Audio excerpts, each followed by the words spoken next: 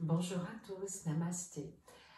Pour connecter l'énergie angélique, archangélique et celle des maîtres ascensionnés, eh bien, il faut que l'on développe ce qu'on appelle nos sens spirituels. Donc les sens spirituels, ils sont au-delà des sens physiques comme l'ouïe, l'odorat, la vue, le toucher et le goût.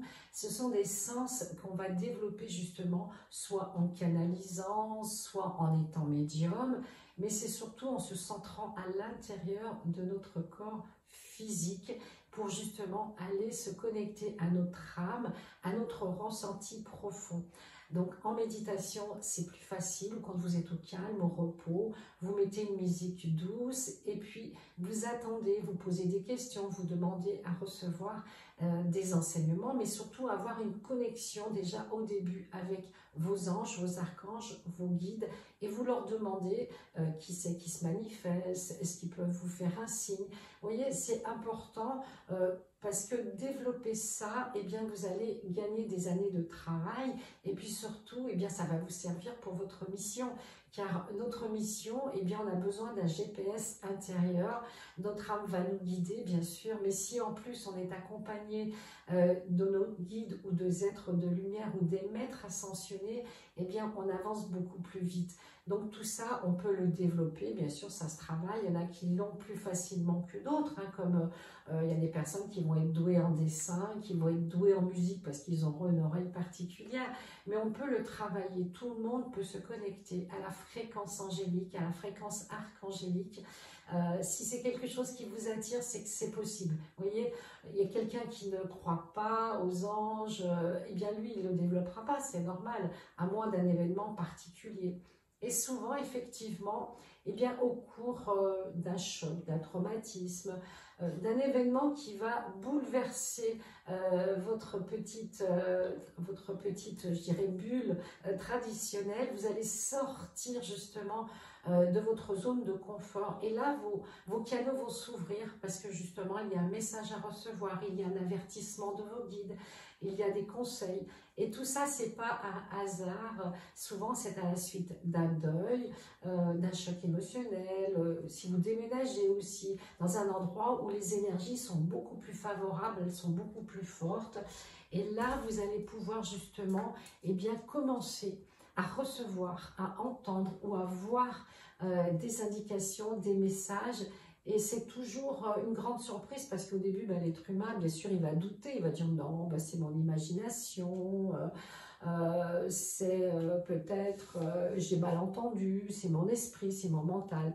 Mais quand ça se reproduit plusieurs fois et que en plus, ce qu'ils vous disent, ça correspond à quelque chose que vous savez profondément, peut-être même vous n'y pensiez plus, ça va révéler ou réveiller une mémoire que vous aviez enfouie par rapport à un traumatisme ou par rapport tout simplement à la vie qui court et qui nous empêche des fois de nous poser et de prendre ce temps de pause. Donc l'énergie angélique va permettre de calmer le mental, de vous donner aussi une assurance, une conviction intime comme quoi eh bien, vous êtes capable et puis surtout, vous n'êtes pas seul, vous êtes accompagné.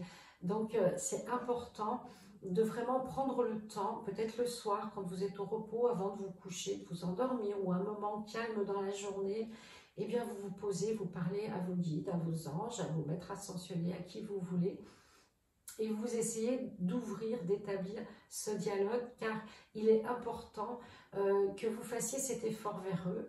Bien sûr, eux vont descendre au niveau vibratoire pour pouvoir se connecter à votre canal, mais ce canal, on peut l'ouvrir. Donc, on peut l'ouvrir parce qu'on a des chakras angéliques, parce qu'on peut travailler sur le troisième œil, on peut travailler sur le chakra couronne, sur le chakra gorge aussi, puisque c'est le premier chakra spirituel.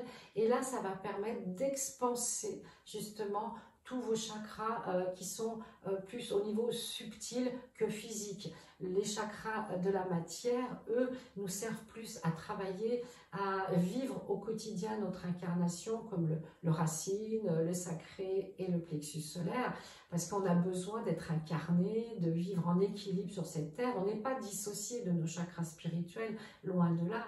On est associé et on cherche justement cette unité. Et cette unité, eh bien, il se fait par le chakra cœur, tout simplement.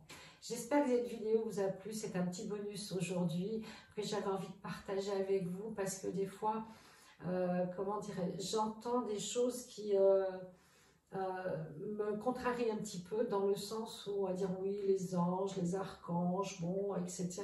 Chacun a ses croyances, mais bon, les anges, les archanges, ça existe depuis la nuit des temps, toutes les religions en parlent, donc c'est pas un phénomène nouveau, c'est pas un phénomène qui n'est plus à la mode, c'est simplement une énergie que certaines personnes affectionnent particulièrement. C'est vrai que moi j'ai toujours été dans l'amour des anges, des archanges, et d'autres personnes vont être intéressées par d'autres guides, par d'autres sphères. Ça peut être les galactiques, ça peut être la physique quantique, mais tout se rejoint et tout est ensemble. Il n'y a rien qui est séparé, il n'y a pas des domaines qui sont dissociés. Tout est une unité. Après, on a des attirances, des affinités vers un domaine plus particulier qu'un autre. Et puis, on évolue. Peut-être que dans quelques temps, vous serez attiré par d'autres fréquences et d'autres recherches. Mais ce qui est important, c'est vraiment d'être bien avec ce que vous faites, de vous sentir aligné et à l'aise. Voilà, j'espère que cette vidéo vous a plu. N'hésitez pas à liker, à partager. Et puis la vidéo du dimanche est postée déjà. Donc je vous souhaite un très beau week-end. À bientôt, namasté.